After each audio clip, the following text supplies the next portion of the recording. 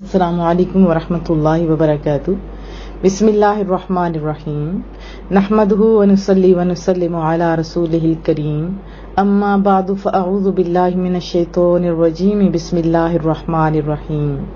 رب اشرح لی صدری ویسر لی امری واحلل عقدۃ من لسانی یفقہوا قولی، رب زدنی علما، رب یسر ولا تعسر وتمم بالخیر وبک نستعین، آمین یا رب العالمین۔ آج ہم انشاءاللہ تعالی سورۃ الشورى کا 6واں رکوع پڑھیں گے۔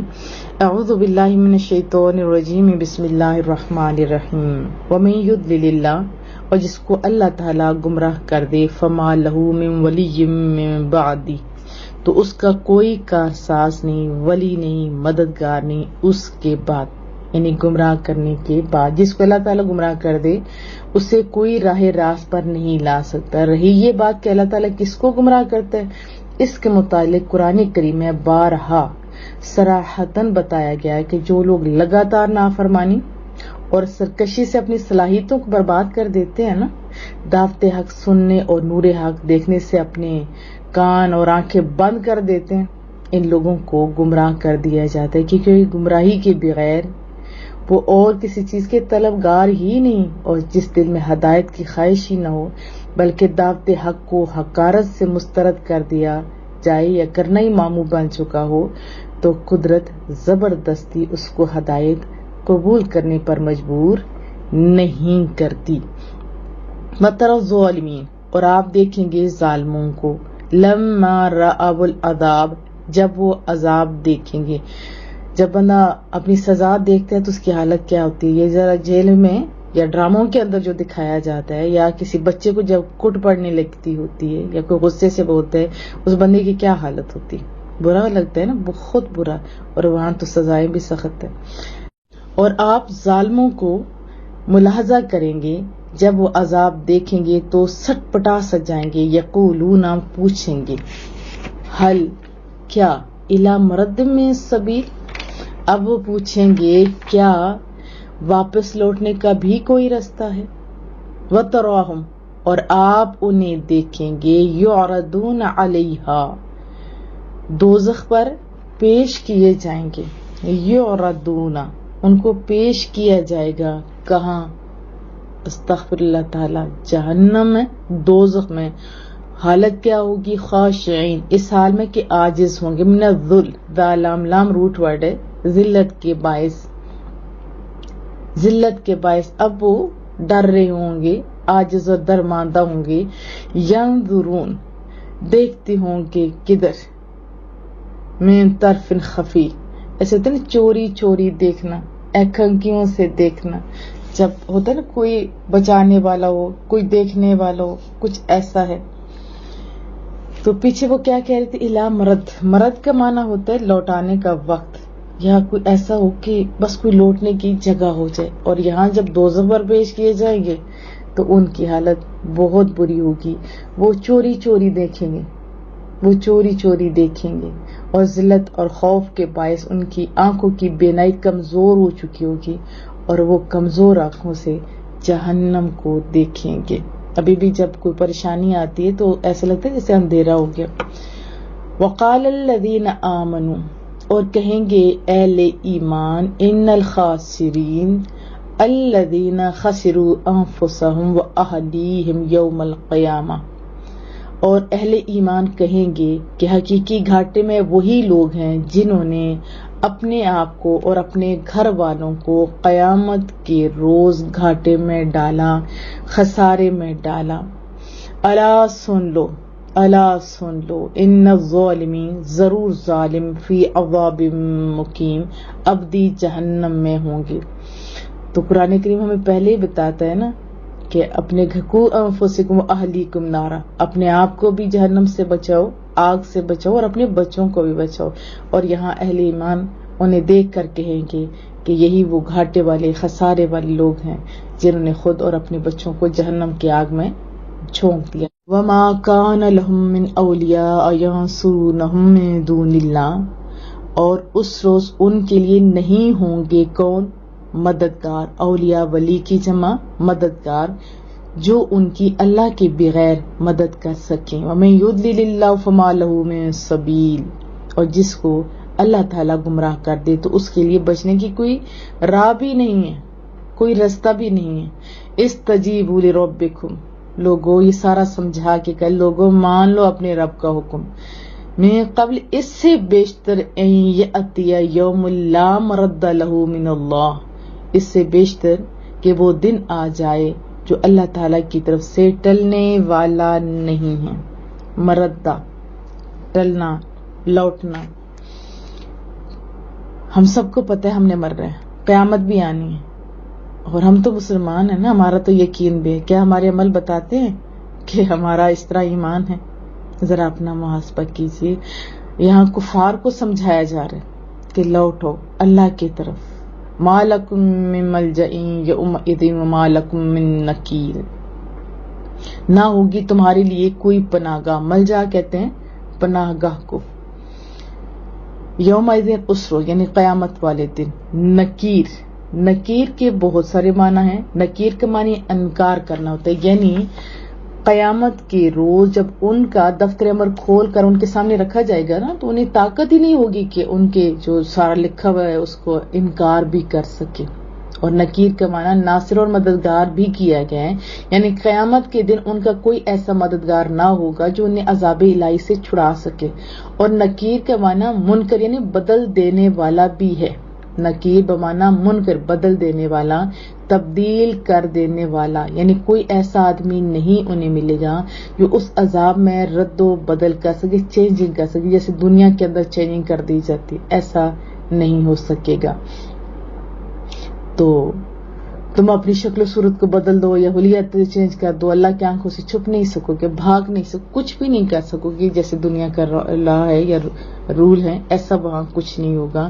تمہارے لیے کوئی پناہ گاہ نہیں ہوگی اس روز, اور نہ تمہاری طرف سے کوئی روک ٹوک کرنے والا ہوگا. فَإِنْ أَعْرَضُوا, بس اگر وہ پھر بھی روگردانی کریں گے, منہ موڑیں گے, فَمَا أَرْسَلْنَاكَ عَلَيْهِمْ حَفِيظًا, تو ہم نے آپ کو ان کے اعمال کا ذمہ دار بنا کر نہیں بھیجا. محبوبہ آپ پریشان نہیں ہوں, یہ تسلی کے الفاظ ہے. إِنْ عَلَيْكَ إِلَّا الْبَلَاغُ, آپ کا فرض تو صرف احکام کو پہنچا دینا ہے, جو بڑے آسان طریقے سے آپ پہنچا رہے ہو, اللہ تو جانتا ہے نا. وَإِنَّا إِذَا أَذَقْنَا الْإِنسَانَ مِنَّا رَحْمَةً فَرِحَ بِهَا, اور ہم جب انسان کو اپنی رحمت کا مزہ چکھا دیتے ہیں تو اس سے وہ خوش ہو جاتا ہے. وَإِن تُصِبْهُمْ سَيِّئَةٌ بِمَا قَدَّمَتْ أَيْدِيهِمْ, اور اگر انہیں کوئی تکلیف پہنچے اپنے کرتوتوں کے باعث تو شور مچانے لگتے ہیں. فَإِنَّ الْإِنسَانَ كَفُورٌ, بے شک انسان بڑا نا شکر گزار ہے, کفور ہے, نا شکر ہے. یہ 30 پارے کے اندر بھی دیکھیں, اس کو بار بار دہرایا گیا ہے. اور اللہ کو پتہ ہے کہ انسان نا شکر ہے. ہم سب ہیں نا, ذرا اپنا محاسبہ کریں. سب کچھ مل جائے تو اتنا ہم لوگ شکر نہیں ادا کرتے, لیکن اگر کچھ دعا قبول نہ ہو, کچھ ایسا ویسا ہو جائے تو ہم جو واویلا مچاتے ہیں. بہت سارے لوگ تو نماز ہی نہیں پڑھتے, روٹ جاتے ہیں, وہ بھی اپنے رب سے, اور آئندہ کے لیے مایوس بھی ہو جاتے ہیں. تو اگر خوشی ملے تو ایسا نہیں ہو جانا کہ راحت و آرام کے دن آ جائیں تو خوشی سے پورے نہیں سماتا جی. اپنے بدعمالیوں کے باعث اگر غم آ جائے تو ناشکری کی انتہا نہیں. دونوں صورتوں میں آپ نے اللہ کو یاد کرنا ہے.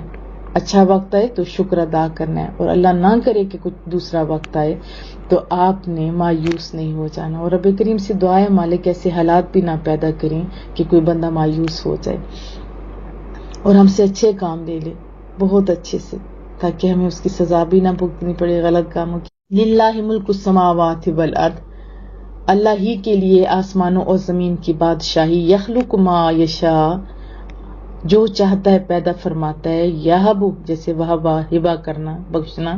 یہب لمن یشاء اناثا ویہب لمن یشاء الذکور, جس کو چاہتا ہے بچیاں عطا فرماتا ہے, اور جس کو چاہتا ہے ذکور یعنی بیٹے عطا فرماتا ہے. اس کی اپنی مرضی ہے نا, جس کو چاہے بیٹیاں دے دے اور جس کو چاہے وہ بیٹے دے دے. ذکور ذکر ان کی جمع ہے, ذکور ذکر ان کی جمع ہے, اور اناثا انسا کی جمع ہے. انسا واحد ہے اور اناثا جمع ہے.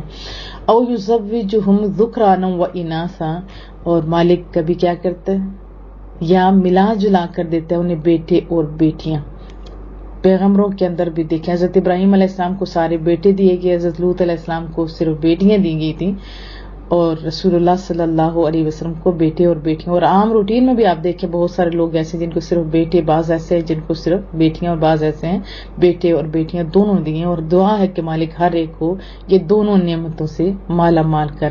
وَيَجْعَلُ مَن يَشَاءُ عَقِيمًا, اور جس کو چاہتا ہے بانجھ بنا دیتا ہے. اور یہ بھی دعا ہے مالک اس امتحان میں کسی عورت کو نہ ڈالیں.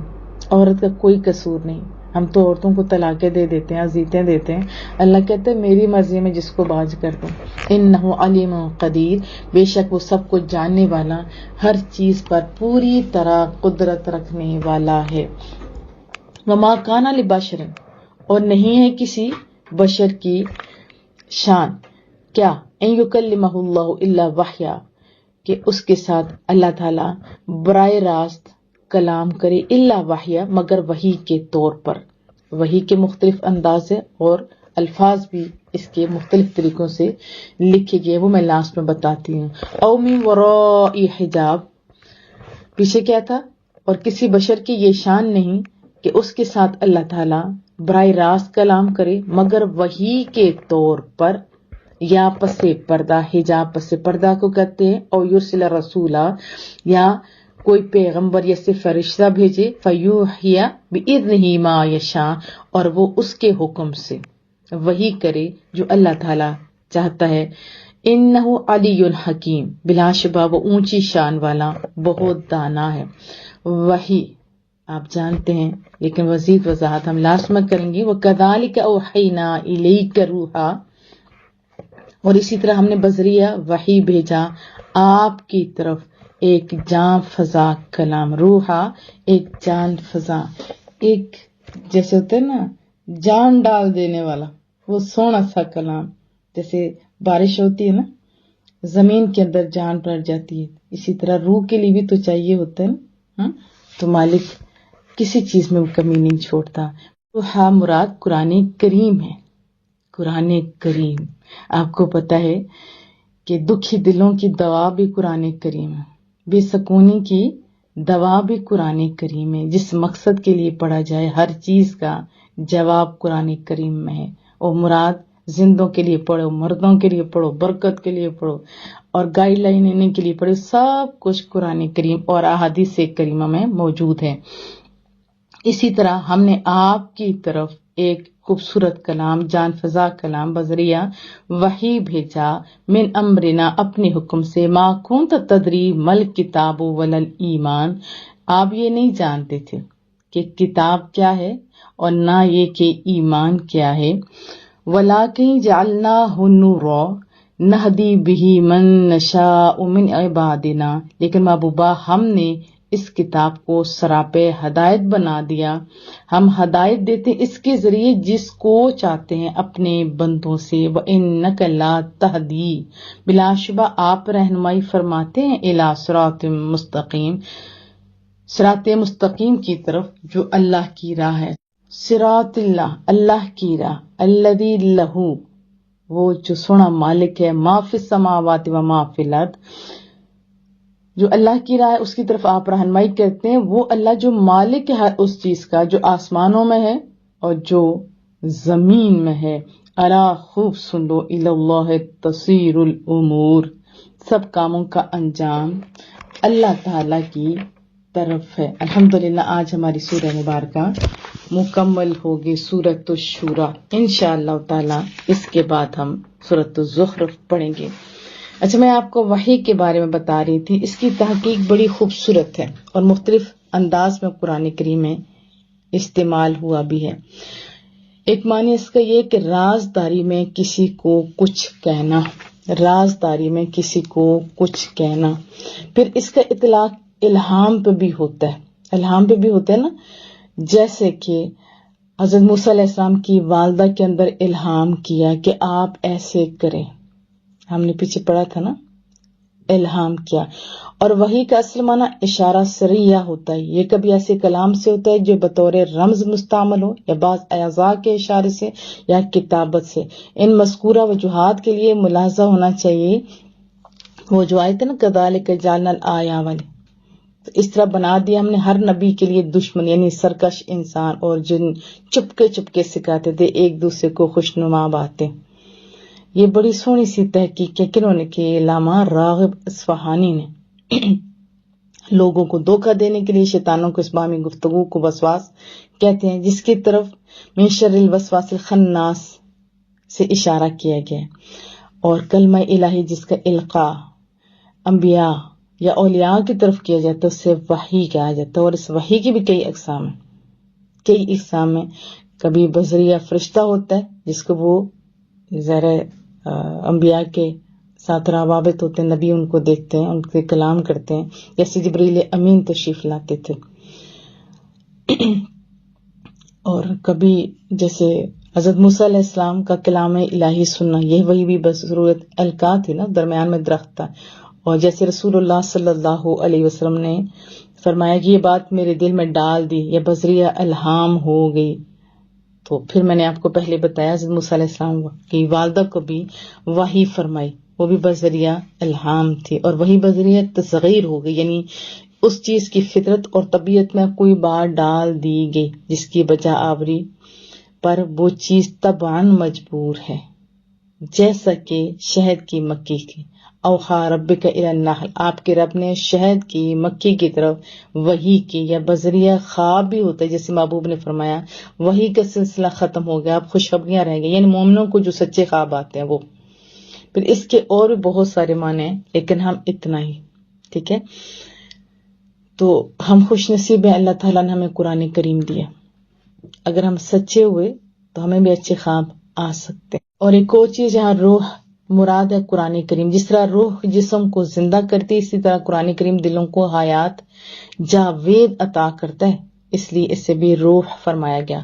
اور کذالک سے مراد وحی کی مذکورہ تمام قسمیں بھی ہیں پیچھے جو آپ نے پڑھا ہے. پھر اس کے علاوہ دیکھیں ہم نے آج بہت کچھ سیکھا ہے، ٹھیک ہے، لیکن ایک بات جو ذہن میں آ سکتی ہے کہ آپ نہیں جانتے تھے کتاب اور نہ یہ کہ ایمان کیا ہے.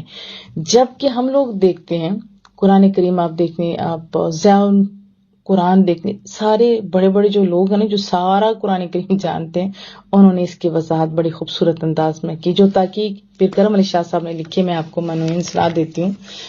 کہتے ہیں کہ انبیاء کرام کو بعثت سے پہلے ایمان اور کتاب کا علم ہوتا یا نہیں. آیات قرآن اور احادیث نبوی صلی اللہ علیہ وسلم سے کیا ثابت ہوتا ہے، یہ سوالات ہیں. جب ہم قرآن کریم کا مطالعہ کرتے ہیں تو ہم یہ آیت پڑھتے ہیں وَآتَيْنَاهُ الْحُكْمَ الصَّبِيًّا. ان حضرت یحییٰ علیہ السلام کے متعلق اللہ تعالیٰ فرماتے ہیں کہ آپ ابھی بچے ہی تھے کہ ہم نے انہیں علم و حکمت سے مشرف فرما دیا. حضرت ابن عباس کے قول کے مطابق آپ کی عمر 3 سال تھی اور حکم سے مراد تفقہ فی الدین بھی ہے. اور حضرت عیسیٰ علیہ السلام کا بھی وہ اعلان سنا نہیں تھا کہ میں اللہ کا بندہ ہوں اور مجھے اللہ تعالیٰ نے کتاب دی ہے اور مجھے نبی بنایا اور اس نے مجھے بابرکت بنایا جہاں بھی میں ہوں. حضرت یوسف علیہ السلام بھی کم سے نہیں تھے کہ بھائیوں نے ان کے گلے میں رسی ڈال کے جب کنویں میں لٹکا دیا تھا تو اس وقت اللہ تعالیٰ نے یہ خوشخبری سنائی تھی نا، وہ بھی قرآن کریم میں سورہ یوسف میں ہے. یعنی ہم نے ان کی طرف وحی کی کہ آپ انہیں ان کے فعل پر آگاہ کریں گے. حضرت اسماعیل علیہ السلام نے بچپن ہی میں حضرت خلیل سے کیا عرض کیا تھا، یا ابت افعل، کر دیجئے جو اللہ نے آپ کو حکم دیا ہے، انشاءاللہ مجھے آپ صابروں میں پائیں گے. تو یہ تو نالج تھا نا. اگر حضرات انبیاء کو بچپن میں ہی ان امور پر آگاہی بخش دی گئی اور ان سے وہ حیرت انگیز یا محیر العقول کارنامے صادر ہوئے جو صرف اللہ تعالیٰ پر کامل ایمان کا ہی ثمر ہو سکتے ہیں. رسول اللہ صلی اللہ علیہ وسلم کے فرمان خود ہم نے پڑھے، آپ بھی پڑھیے. میں آپ کو بھی سنا دیتی ہوں کہ جب میں بڑا ہوا تو میرے دل میں بتوں اور شعر گوئی کے متعلق بغض اور نفرت پیدا ہو گئی اور میں نے جاہلیت کے کاموں کا کبھی ارادہ نہیں کیا. صرف 2 مرتبہ خیال آیا تھا لیکن اللہ تعالیٰ نے بچا لیا، مالک ہے بچانے والا.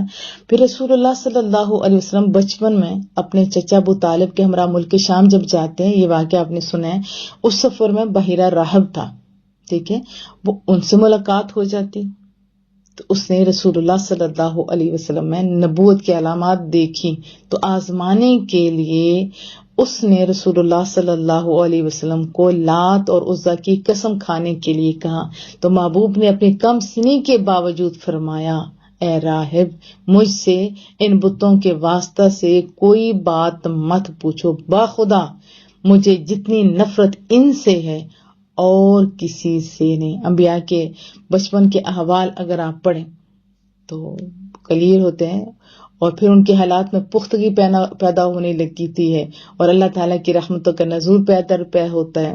یہ بھی علامہ قرطبی نے لکھا ہے، ان کے دل میں معرفت کے انوار چمکنے لگتے ہیں، یہاں تک کہ وہ انتہا تک پہنچتے ہیں، اس وجہ سے کہ اللہ تعالیٰ نبوت کے لیے انہیں چن لیتا ہے، وہ اوصاف حمیدہ میں کمال حاصل کر لیتے ہیں، کسی مشق اور ریاضت کی بھی ضرورت نہیں۔ اس کے علاوہ بہت ساری چیزیں جو ان بڑے بڑے لوگوں نے ہمارے لیے جمع کر کے رکھے، اور آپ اور میں سب جانتے ہیں کہ تمام انبیاء کرام معصوم ہوتے ہیں، گناہوں سے پاک ہوتے ہیں، کیونکہ اللہ کا حکم ہے کہ ان کی اطاعت کرو۔ تو پھر اس کا مطلب بچپن میں گناہ کرتے رہو، بڑے ہو کے نہیں، ایسا نہیں ہے۔ ان کی زندگیاں بچپن میں بھی ستھری تھی اور بعد میں بھی ستھری تھی۔ ہاں، کتاب بھی اللہ ہی نے دی ہے اور ایمان بھی اللہ ہی نے دی ہے۔ اور جب پوچھا گیا کہ محبوبہ آپ نبی کب تھے، تو فرمایا میں اس ٹائم بھی نبی تھا جب حضرت آدم علیہ السلام مٹی اور روح کے درمیان تھے۔ بندوں سے نہیں سیکھا لیکن سکھایا بھی اللہ تعالیٰ نے، کتاب بھی اللہ نے دی، ایمان بھی اللہ تعالیٰ نے دیا، اور اللہ جس کو چاہتا ہے عطا کر دیتے ہیں۔ اور جیسے میں نے کچھ انبیاء کے آپ کے سامنے تذکرہ کیا، ان کو بچپن میں علم تھا، تو نبی پاک صلی اللہ علیہ وسلم کا خود آپ اندازہ کیجئے، وہ تو امام تھے، امام کے پاس علم زیادہ ہوتا ہے یا پیچھے کھڑے ہونے والے کے پاس؟ اللہ پاک ہمیں سمجھنے، اس پر عمل کرنے کی توفیق عطا فرمائے۔